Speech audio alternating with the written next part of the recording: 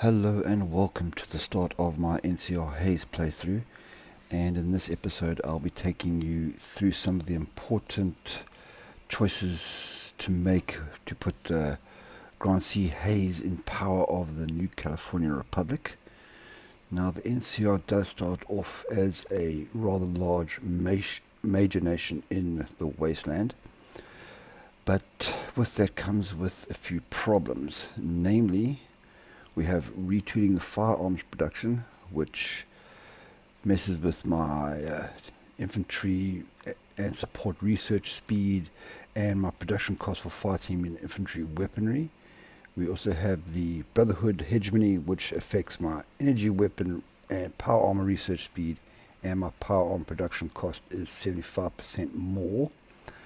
Abandonment of the gold standard is a temporary debuff that will be removed in 2276. The Lost Hills NCR tension is something I need to look out for in the beginning, but then use to my advantage towards the end. Our state of the economy is in absolute shambles. And then we also have widespread consumerism and the complacent hegemony, which adds more problems. But it's not all doom and gloom. We do start with a sizable army, 28 units, although the template is not the best, and nice sizable navy that I'll be building on. Also, we do start with 25,000 caps, which is not the most common thing, and I'm going to use that to immediately start a scavenging program. And since I have quite a lot of factories, I'm going to start my intelligence agency as well. Now, starting off with our national focus, the founding myth. When Vault 15 opened in 2097, its dwellers emerged to a changed world. Equipped as they were with a GEC, they set about founding Shady Sands, a fledgling settlement soon to become a beacon in the wasteland. Life wasn't easy, however. So let's look at Vault 13's hero. When Shady Sands was but a budding settlement, plagued by raiders and locked in a bitter struggle for survival, it was visited by a Denzian of Vault 13. Known only as the Vault Dweller, he met with Daesh, who shared their knowledge with him on his quest to replace Vault 13's faulty water chip. While the water chip from Vault 15, Shady Sands' home vault, was piled too far under rock for the Vault Dweller to recover, Daesh's kindness made the Vault Dweller feel indebted to the struggling community. When disaster struck Shady Sands and Khan raiders captured Daesh's daughter Tundi, the Vault Dweller repaid his debt 10 times over, freeing Tundi and driving the Khans from California for decades. For our run-in with the Vault Dweller's kindness and honor was a founding moment for the Republic, as without his bold assault on the Khans and freeing Tundi, our fledgling nation would never have taken off from the ground. Over the centuries after his visit, the Vault Dweller's impact on Shady Sands would morph into the settlement's founding myth. Society would be forever morphed, but by what fundamental idea? So we have depth must be honored. Now that increases my consumer good by 2%, but raises my stability and production growth by 5%, and I get minus 5% caps income. Or I can go strangers must always be treated with kindness. War support minus 5. Daily compliance gain goes up by 2% and appeal to refugees by 10%. And then self-sacrifice is essential to help others. So manpower goes down by 5. Production efficiency cap up by 3%. Research speed down by 2%, and I get an extra 8% water. Now, these can be good. Strangers must be treated is the compliance gain is quite nice, but I don't want to have any extra debuffs added onto me for the cost of any more buffs to my economy or anything else. So I'm going to choose Shady Sands outgrew revering a single figure logo for 30 extra political power. And then my next focus is going to be President Tundi's legacy.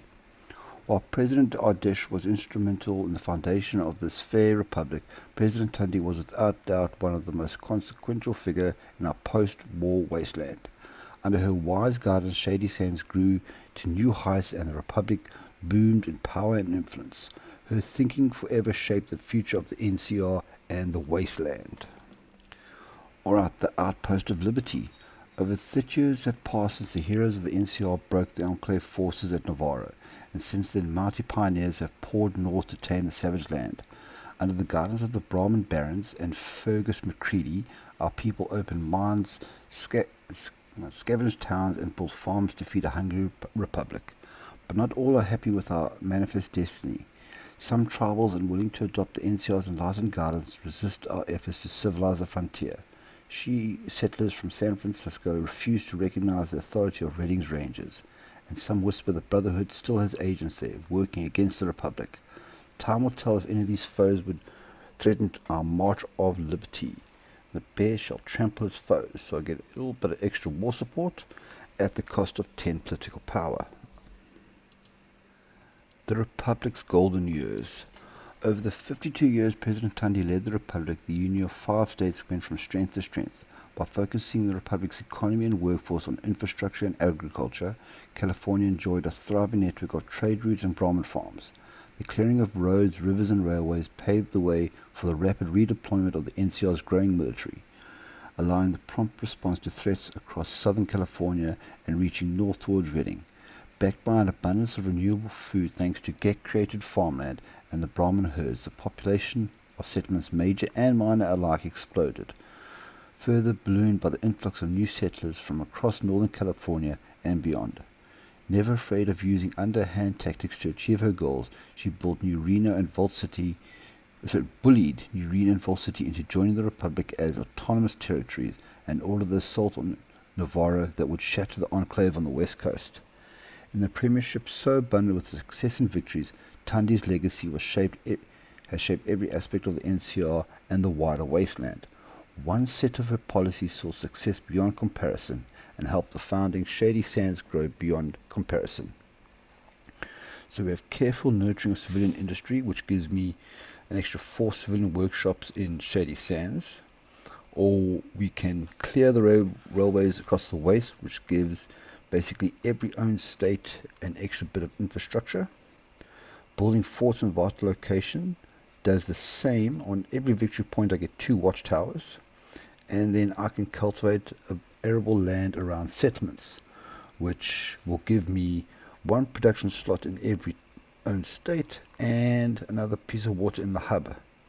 Now I am already low on resources, specifically water. I want to increase the infrastructure, not only to increase my resources slightly, but also to help my construction just build that little bit faster. Then the next choice is time erodes all beauty. Under Tundi the Republic flourished, under Tibbet it stagnated. While Peterson took over the reins, the Republic began to creak under pressure. Stagnation at the zenith. Soon after President Tundi's passing in 2248, the new republic reached its zenith. Under Tundi, Shady Sands spread from the Pacific to Redding, from the Boneyard to the gates of the Mojave. Yet the Golden Circle's towns fell beneath the bear. So even the Golden Circle's towns fell beneath the bear, as Vault City welcomed an NCR garrison and Reno became an associated state.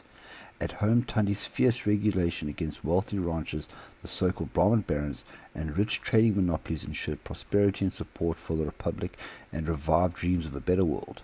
Tundi's successor Tibbet continued the good times, and all thought the Republic's good times would last forever. The fate of the Republic changed, however, in 2253, when a caravan of 38 NCR citizens journeying from Arizona to Baker was attacked by raiders in the northern Mojave, at the time a desolate no-man's land. President Tibbet followed Tundi's mold of preferring diplomacy to brute force, was slow to react to the crisis. While Tibbet dithered, opportunistic senators smelled blood, most notably Wendell Pearson, who demanded military assistance for the crisis. Peterson chanted Tibbet enchanted him with the promise that the bad clause. Peterson's inauguration showed the limits of the NCR's progress. Peterson allied himself with the Brahmin barons and relied on increasingly militaristic, expansionist policies to win the support of the population. As the Brahmin barons rose and the vast expansion of military continued, the NCR started a haphazard period of stagnation fueled by baron and caravanistic money. The Republic entered a harsh cycle of consumerism and corruption. Sure, the Republic thrived, but it was no longer ordinary people gaining most from growth. By 2275, much of northern California was run by Reading by the barons themselves, benefiting from the NCR protection while contributing little of their own. The Navarro territories, liberated with Brotherhood assistance, are a seething frontier, and the Mojave, well, as they say, the house always wins. So we can choose the military complex groaned under Peterson's weight that will remove an arms factory, and I will receive a 5% penalty to factory output. The militaristic propaganda made the Republic cynical. I will lose stability but gain war support, and I'll get a 5% penalty to caps income. Big business brought in money but hurt our politics. I'll get $50,000 but minus 50 political power, and I'll have a 5% penalty to political power gain. Now, this is a case of choosing the lesser of three evils, and for me, that's going to be the military propaganda. My war support is low, my stability is at least above 50%, that's alright, and my caps income is not a problem at all. I'm getting $87,000 per month, so that will be my choice. Now, it doesn't matter in which order you take these next two focuses. I'm just going to move from left to right, and I'm going to go with State of the Union. The NCR has faced many crises throughout the decades, but has always managed to weather most things thrown at it relatively intact. The Republic is not as strong as it once was, however, and is relying ever more on aggressive military responses to most thorny issues. And crisis in California. Life in the wasteland isn't simple, especially not for a democracy as cumbersome and problem-ridden as the NCR. After decades of decadent decline under the premiership of Peterson and Kimball, the Republic is facing a number of crises on many fronts. In the south, Dayglow faces off with raider groups along the Colorado and in Baja who threatens the blooming city's security and prosper. The Brotherhood lurks in its bunkers, and whether there will be friend or foe is too soon to tell. San Francisco, normally a friend of the Republic, pursues its own designs under the Shi. The barons continue to run roughshod over the people of Northern California, while the NCR distracted, Vault City and Navarro debate their own course. Between now and the 2278 election, the NCR will face a number of crises that it must react to. When they arise, they'll be put to the Senate. Who prevails will decide the fate of the election in 2278. Democracy must prevail. That gave me 20 political power. And the next one is democracy and despotism. Democracy in California has remained relatively stable since the conception of the Republic, but the NCR's democratic system is far from safe. Dirty money now clogs the mechanisms of government, and the direct lack of elections for presidents sap the NCR's legitimacy. While democracy would survive most challenges at the moment, the 2278 election still promises to be a pivotal moment in the NCR's future, and I'll be getting two events after this.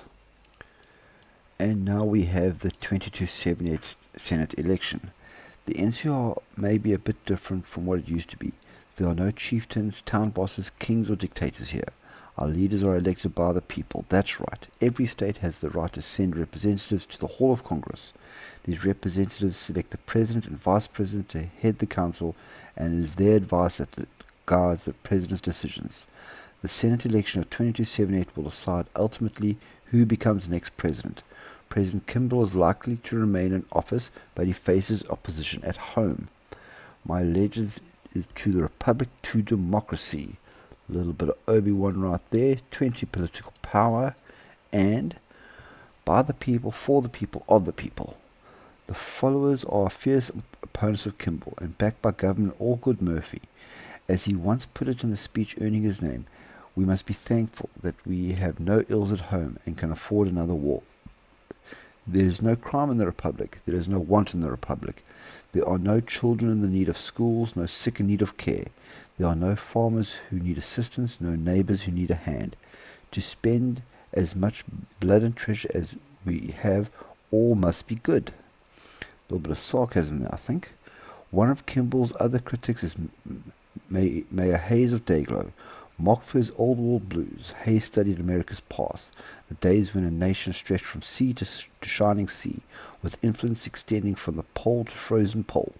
Haye opposes the war in the Mojave because the resources spent there should be spent to uplift the Republic. Indeed, Haye is perhaps the only NCR politician who does not just respect House, but admires him.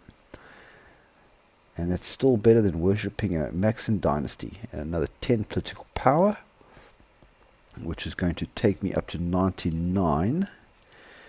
Now I'm going to do the refurbish the bazaar. It's one of the few choices I have now, and I really want to get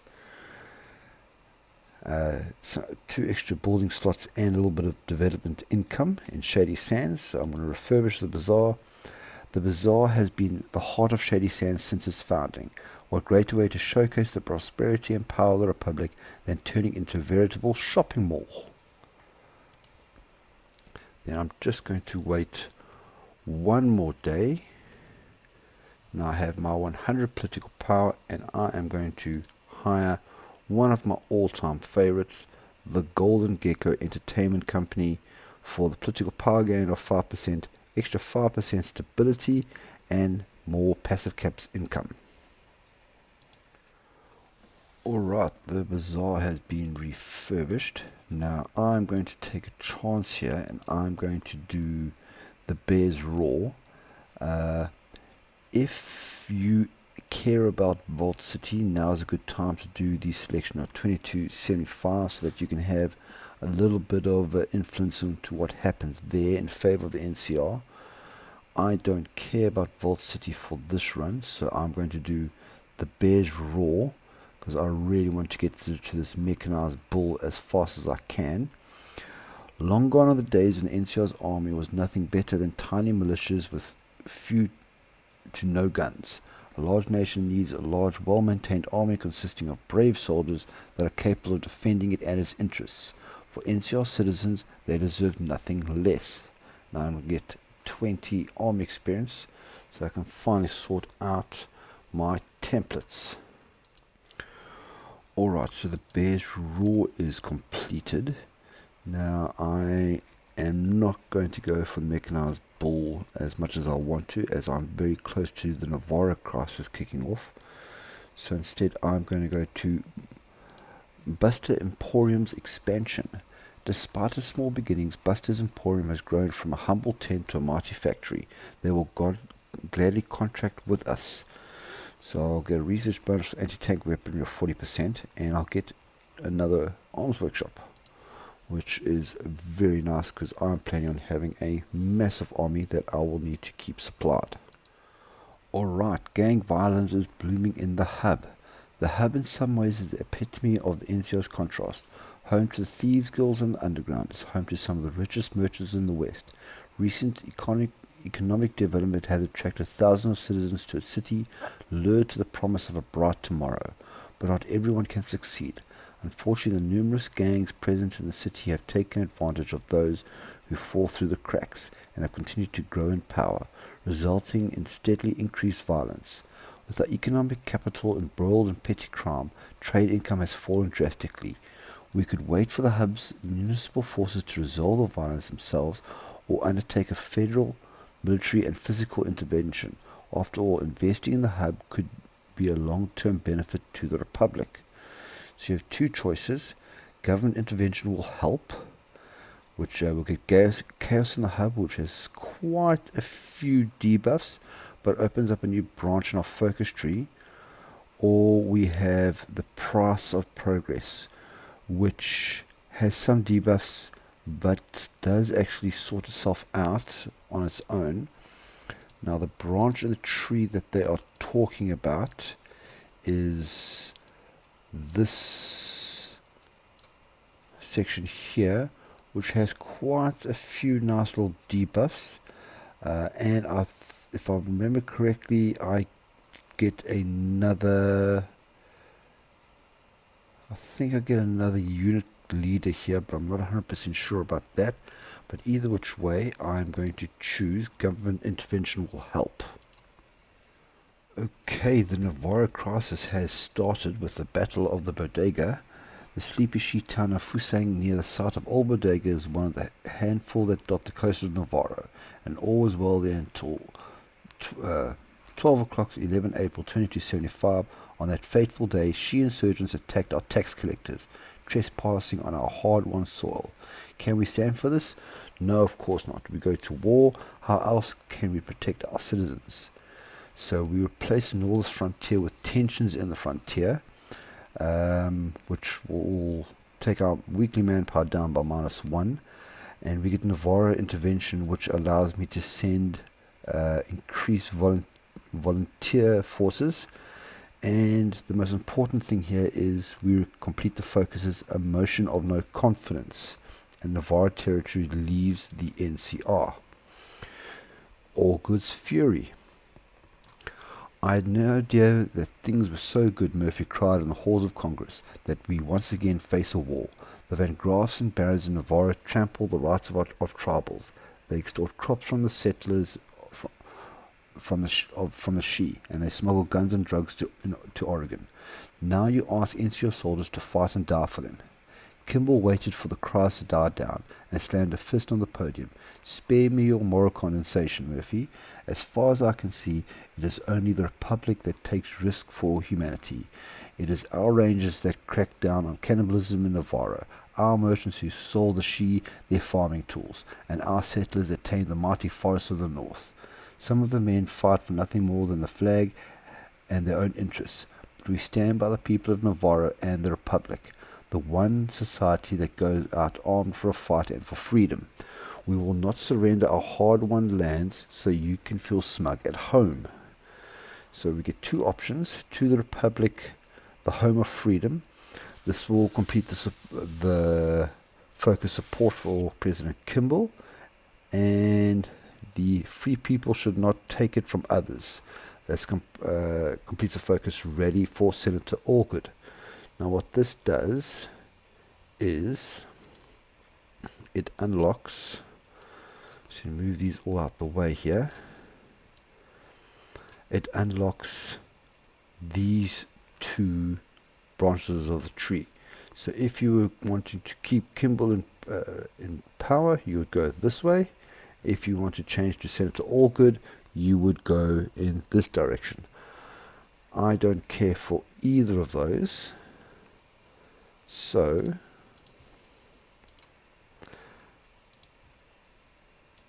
we will have the motion of no confidence. Now you can see Navarro split up here, and here we go. Chaos in the Navarro territories.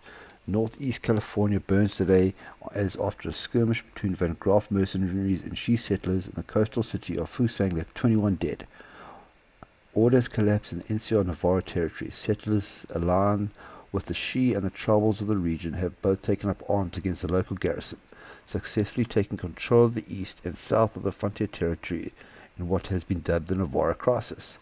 As the Shi, NCR and Eureka furiously debate intervention, open warfare in Navarro is expected to commence, an event which shall pose a serious threat to the diplomatic relations between the three factions no matter the outcome. We must protect our territory. And I just realized I did not choose the right one, and that is I would like Kimball to stay in power. So I have now completed that focus there. So now I have these two options, and by doing that I've also opened major Haye's proposal. First of all, let's take care of our territory. So I am going to send volunteers. Where is it now? There. I'm allowed to send 9. I already have the division set up. It is my 3 sets of rangers and 6 infantry, and they will be there in 2 weeks.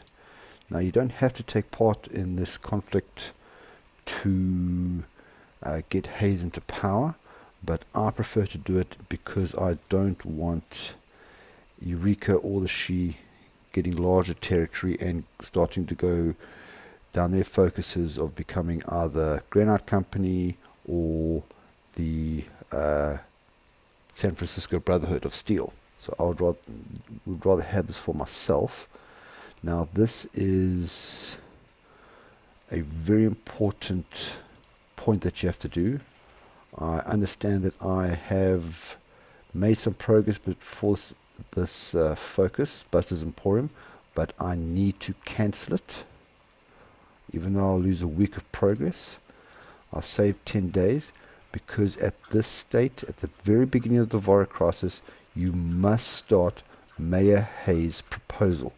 You need to complete all 6 of these before the vote of no confidence is finished in the Senate. So I'm going to start with Mayor Haye's proposal. While Murphy and Kimball fight over the Navarro territories, Haye uses their distraction to expand railroads across the heart of the NCR. Now, I say Haye is not a member of Congress, but listening to him will boost his support in the presidential election. So this is why it's important, and we need to get all of them done. So I do get at least a 10-day boost. And unfortunately, my forces did not make it there in time.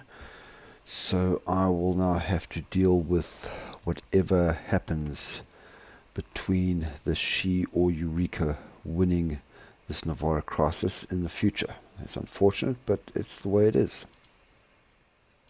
Okay, that's the first of 6 completed. Putting knowledge to work. The followers have long been the forefront of NCR's education system, but it's time for a change. The Republic needs to put its knowledge to work to make the world a better place. No longer will progress depend on handouts or charity. No longer shall society of equals hew to 1,000 different goals. At Haye's urging, Kimball and Congress have passed the Californian Restoration Act to form Office of Science and Industry, an agency dedicated towards scientific advancement. With proper funding, the Republic will continue to walk forward into a better tomorrow. And it'll get the OSI, which gives me medical technology, industrial specialization, and agricultural research speeds. And my next focus is going to be judicial reform. The NCR once promised access to all its to its courts, but in recent years judges have become the puppets of entrenched interests across the nation. Haye will expand the courts and appoint them directly through Congress, ensuring every citizen can exercise their rights. And I'm going to get a nice 75 political power. Speaking of political power, I want to hire my next major business, and that will be lock and load. So my infantry equipment will get extra 10% soft attack, and my ballistic weapons research will go up by 15%. Alright, as I suspected, the Shi has won the Navarro crisis, but don't worry, I already have a plan forming in my mind on how to take it back. The Shi Victorious in Navarro. Following the withdrawal and destruction of the remaining opponents, the Shi have emerged as the undisputed controller of the Navarro frontier, seizing it from the NCR. Culmination of an intervention intended to protect citizens of the Shi after fighting broke out between Shi settlers, the NCR garrison, and native tribes of the region. The Shi now faces the challenge of turning California's last frontier into a new rice bowl. The Shi has taken steps to integrate the lands of the four Navarro territory into Shi proper, bringing in a number of settlers eager to extract the land's rich lumber and crops. The domestic reaction of the NCRs to this loss, as well as whether the Republic will make another attempt to regain the territory, remains to be seen. there will be another attempt to regain the territory, and it will be successful. I can guarantee that. Okay, so that's 2 of 6 completed. The next one shall be universal schooling. The NCR is a success story in the wasteland with nigh universal literacy, but our nation's parents deserve kids as well educated as the ones before the war. This will give me 35% research bonuses to industry specialization. Now that extra political power I am going to use to hire an aircraft designer, and I am normally go after the CAS, but in this case I'm going to go for the fighters, as I'll be going after those first before I do my CAS aircraft. Alright, halfway there. My next choice is going to be support the youth leagues, because my war support is now down to an abysmal 4%. So support the youth leagues. While Allgood Murphy disagrees with some of the overtly patriotic elements of the youth leagues, Haye's leagues are a grand old time. So that'll give me some very much needed 5% war support. Alright, 2/3 of the way there, so support leagues is finished. My next one will be the progressive tax income. Haye's proposal to fund the NCR's army and crack down on equality is to implement a progressive income tax. This is a heavily controversial idea, but makes more sense than some of Murphy's plans. After all, a wealth tax eats into working capital, while a tax on income only eats into profits. The resources required to implement this tax system will only further strengthen shady sands. So we'll gain the broken barons, which will take consumer goods down by 5%. Trail dealer pit manufacturing goes up by 10%. More income, and it will last for 365 days. Now I have 100 days left until the vote of new confidence is going to end. Looks like Murphy is going to win this one. I have done absolutely nothing to support either one of them. But looks like we're going to be having 2 changes of government for this playthrough. Alright, with the income tax sorted out, last but not least, free trade. Reading the boneyard, the Shi, every state has its own taxes on goods crossing state borders.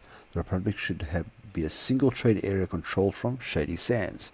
Now I'll get an extra 2 development to Shady Sands, and I'll get an extra 15% developmental income. And that will be the last of what I need to make sure Hayes comes in power in the next election. Okay, so with free trade completed, that ends the first critical step of getting Hayes into power in the next election. I'm going to end this episode here. Unfortunately, things did not go as I planned, as again the Shi took the Navarro territories, and it looks like Murphy is going to win the vote of no confidence. But those are 2 minor speed bumps in what are going to be a very long campaign as I lead New California towards greatness. If you would like to follow along this playthrough, please consider subscribing to my channel, and also if you would like, you could join my Discord or follow me on Facebook. But until the next one, thank you all very much for watching, and goodbye.